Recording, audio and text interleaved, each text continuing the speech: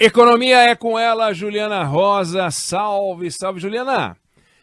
Hoje, decisão importante, impostos sobre combustíveis voltam, não voltam. Eu sei que ligaram para você pedindo conselhos, o Haddad te perguntou qual era a sua posição, disse que um emissário do presidente Lula também ligou para você perguntando qual era a sua posição. Então eu queria saber primeiro qual é a sua posição e depois que conselhos você deu e o que vai acontecer. Só isso que eu quero saber. Eu quero que os preços não subam. Então, pronto, já decidi, Eneg. Quem que quer que aumente o preço de combustível? Quem sou eu, né? Quem somos nós? O negócio tá difícil ali, a batalha, viu? A reunião durou já a manhã toda, não tem decisão até agora. Primeiro, boa tarde para você, para a Débora, para o Fábio, para o Oi, boa nosso ouvinte tarde. também. Estava acompanhando aqui porque na sexta-feira à noite a gente falou no Jornal da Band que eles estavam reunidos 8 da noite, né, Enem? Estava lá a equipe do Ministério da Fazenda, estavam integrantes da ala política e não conseguiram chegar a um consenso, né? Agora eu estava vendo aqui que acabou uma reunião do ministro da Fazenda, Fernando Haddad, participou também o presidente da Petrobras, Jean Paul Prat, participou o ministro de Minas e Energia, Alexandre Silveira, estava também, acho que estavam aqui outros representantes da política, estava o da Casa Civil, o Rui Costa, ministro da Casa Civil, e o que o Haddad acabou de falar, ele acabou de sair da reunião, ele só falou, olha, a reunião foi boa, assim que a gente tiver uma decisão do presidente, a gente avisa, a definição deve ocorrer ainda hoje, palavras do Fernando Haddad, e disse que ainda vão ter outras reuniões, agora na parte da tarde, para decidir se vai, afinal, ter a volta da cobrança de combustíveis ou não. O que algumas fontes estão me dizendo é que há uma tentativa de se encontrar um meio do caminho, voltar a cobrar parcialmente os impostos. Porque, Eneg, de um lado, você tem a equipe econômica argumentando que hoje faz mais efeito na melhora econômica o governo entregar a promessa de melhorar as contas públicas do que segurar um eventual impacto na inflação no curto prazo. Claro que, brincadeiras à parte, é óbvio que ninguém quer aumento de preço, né? Principalmente combustível, que acaba pesando aí no dia a dia de muita gente, né?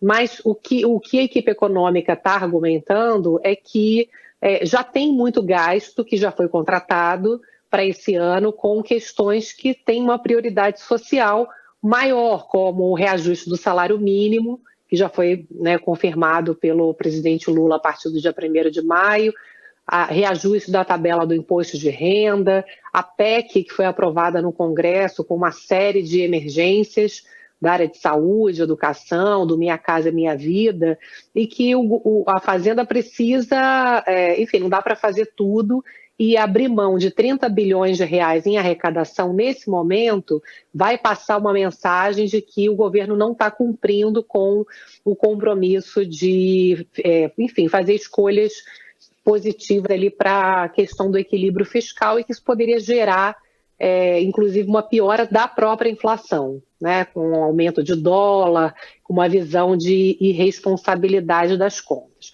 Por outro lado, tem um argumento também da equipe política, que diz que a gente tem uma dificuldade ainda grande na economia, óbvio, né?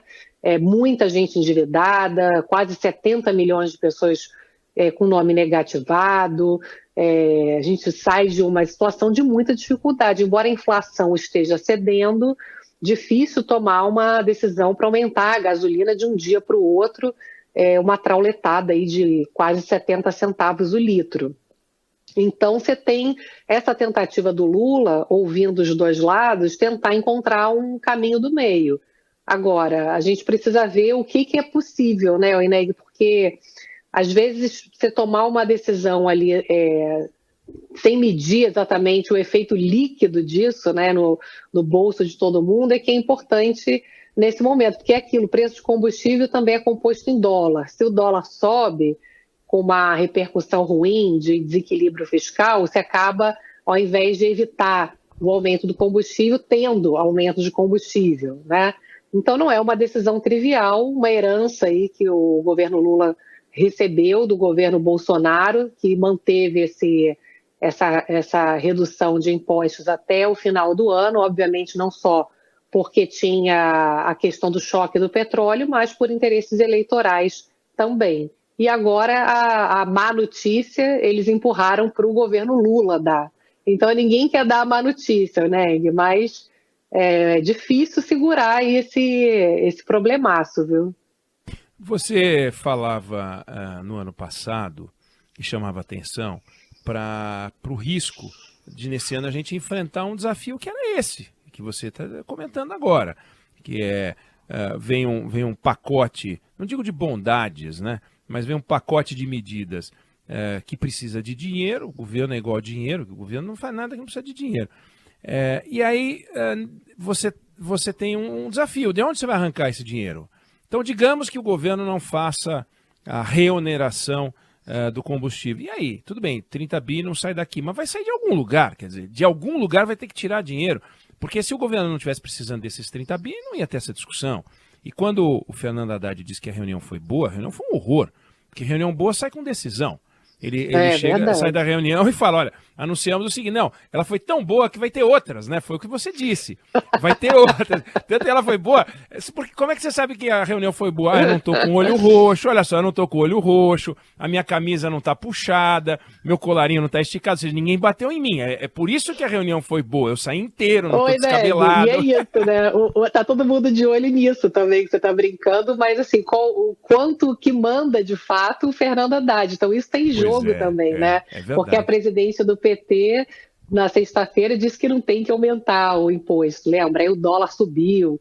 Então também é uma situação difícil para o próprio ministro da Fazenda, né? Que defende a volta do imposto, e aí se o Lula decidir não voltar de jeito nenhum, você tira também a força do ministro da Fazenda, né? Sem dúvida. Lembrando que o PT é assim.